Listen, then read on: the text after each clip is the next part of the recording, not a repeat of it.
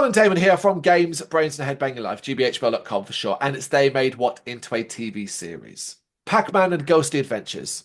Season 2, Episode 10, The Shadow of the Were-Pac, written by Ken Pontac.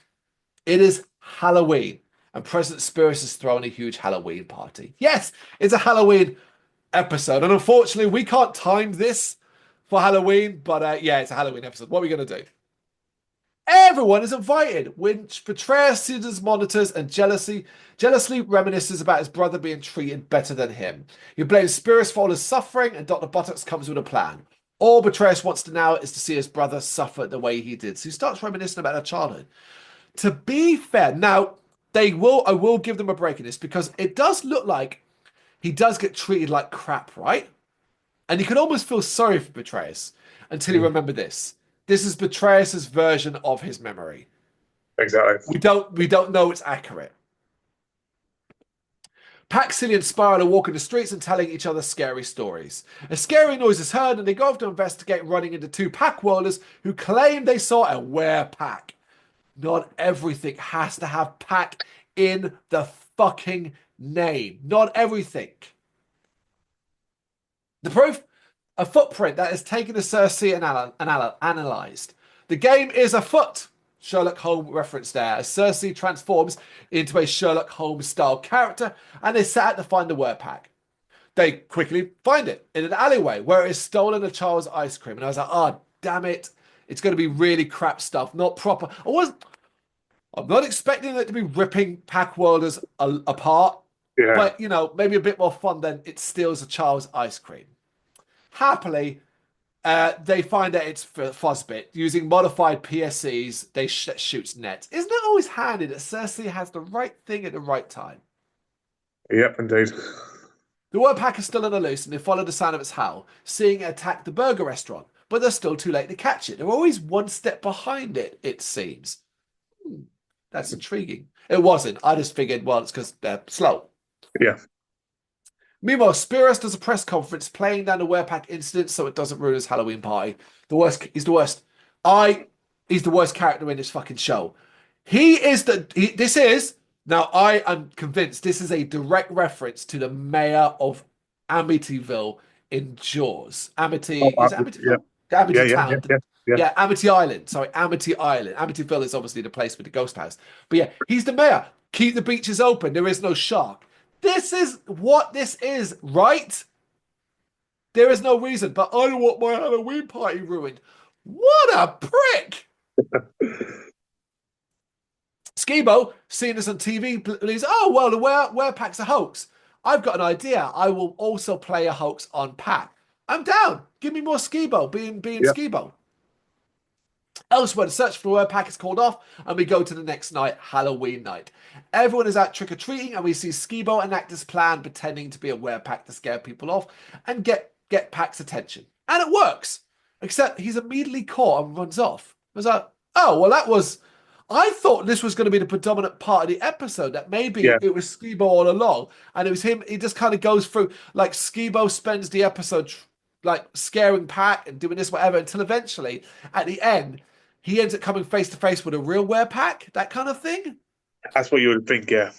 No, he just gets caught and runs off. However, following Were-Pac footprints, they find him and suspect him to be it. So he's locked up, even though he declares it innocent. So basically, Skibo is thrown in prison because they think he's the Were-Pac.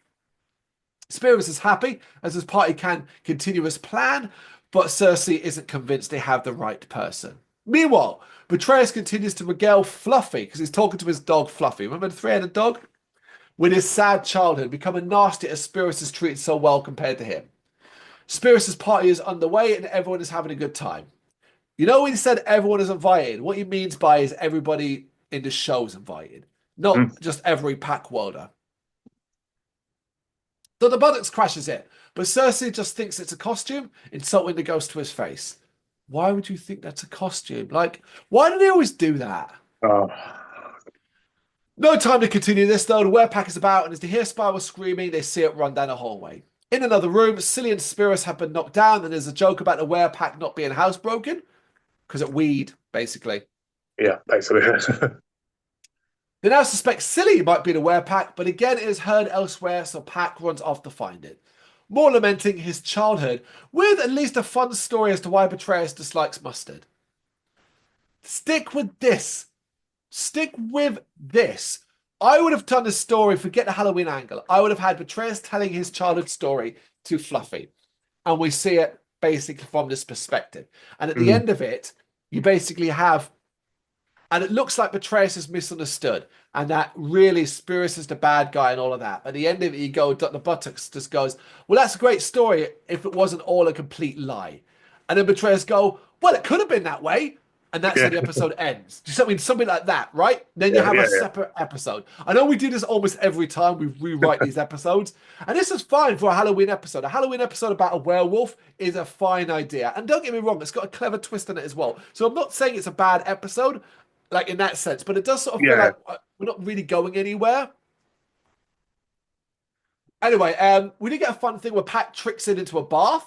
And then we're inside, Spiral emerges. And he, like others, because we're noticing something, everybody who is suspected of being the Were-Pac is really itchy afterwards, scratching himself. And this gets Cersei's attention. We do get a mob, which is nice. I do like a good old-fashioned mob. But the sound of the Were-Pac causes a panic. It's still clearly on a loose. Remember Dr. B? He's around and loving the panic. So now is able to somehow activate the defenses of the roundhouse and lock everyone inside it. I know he pushes the button, but like, how is it that easy to do that if the ghost can do it? Anyway, more and more Pac Warriors are accused as the Were-Pac seems to be everywhere at once. And it looks like they're never going to figure it out until Pac literally transforms in front of Cersei. So he was the Were-Pac, right? Now, I did like that. I thought it was a clever way to kind of move the story along and have him transforming. Because ultimately, did you know, like at this point, before it's revealed, did you really understand who it was or what was going on? No. Same. But it's not that Pac's a Were-Pac. It's actually, there's a flea. And it's a flea that's been infused with Fluffy's DNA. Or the work of Dr. Buttocks, who that's why he's here. It's been jumping from character to character, hence the itching. And I really like this. I thought this was a very clever idea. Yeah. Because why? And you're going, well, why is Dr. B doing it if it's only temporary? What he's trying to do is create distrust between the heroes. Everyone's running around accusing each other, locking each other up. There's mobs being created. This is okay. I'm down. This is not a bad idea. This is why I said in a very previous episode, if Dr. B was left alone, he might actually be able to do something here. Yeah. However, Cersei literally works all of this out. And that's it. The laziest way possible, Cersei works it all out. There's a, like, I don't like that because I don't get how he would have worked all of this parts out. But you know what you could just do? Have Dr. B gloat. That's what they love to do. Dr. Buttocks gloat and tell him what his plan was. He tells Silly and Spiral and they set out to capture Pac as his transformation could be longer based on his powers. Well, isn't that convenient? That Pac's transformation could be longer and tougher because he has powers. Except he doesn't unless he takes a power berry, right? Exactly. It's no easy task, and Cersei insists they must feed him a specific berry. So they set out to trap the Were-Pac by silly Halloween tricks. Pac is fed the berry and transformed back, but now he's very small. Apparently, it takes a transformation to counteract the transformation. Whatever. I'll accept it. We need an end, right? Yeah, exactly. It's not over, though. They need to stop the flea, and Small Pac thinks he can find it now, which he does. And after a brief fight, they use scale well. There's some good stuff here involving sort of shrunk down sizes and Halloween stuff that I didn't mind. I thought it was a good fight, like the show has those, but like a decent action scene. Seeing this, Dr. B gets ready to flee. No pun intended. But before he can get away, Pac eats him and sends him back with the flea. What? Why would you give him the flea in the test tube? Now, I know we're going to get a scene at the end with that, but like, Pac doesn't know that's going to happen. All it looks like to me is he gave Dr. B the weapon back. President Spears is happy this Halloween party was scary and Brrraains is down in the dumps again. And immediately, right, Dr. Buttocks is back already. Like, he went in that regeneration chamber super quick. But the flea escapes, biting Brrraains, transforming the ghost into a Were-Pac and angering Fluffy. What? But he's a ghost. I don't know. So. The end. We cut to Skibo alone in the prison, asking for help or is anybody there? And basically he's been left all alone because fuck Skibo, right?